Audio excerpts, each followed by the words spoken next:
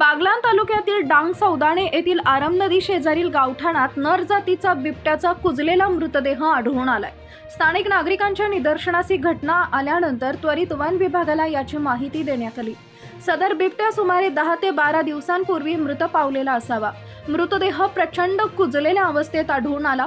प्राथमिक अंदाजानुसार बिबट्याचा मृत्यू वृद्धापकाळामुळे झाल्याचं सांगण्यात येत आहे। घटनास्थळी तपासणी केल्यानंतर वन विभागाने मृत बिबट्याला दोधेश्वर येथील वन विभागाच्या नर्सरीत नेले। तिथं तालुका पशुवैद्यकीय अधिकारी डॉक्टर रुद्रवंशी यांच्या मार्गदर्शनाखाली शवविच्छेदन करण्यात आले। त्यानंतर नियमानुसार बिबट्याचं दहन करण्यात आले। दरम्यान बिबट्याचा मृतदेह सापडल्यानं परिसरात उलटसुलट चर्चा सुरू असून त्याच्या मृत्यूबाबत संशय व्यक्त केला जातोय। मात्र वन विभागाकडून याबाबत अधिकृत माहिती देण्यात आली असून मृत्यू हा नैसर्गिक कारणामुळे झाल्याचं स्पष्ट करण्यात आलं आहे।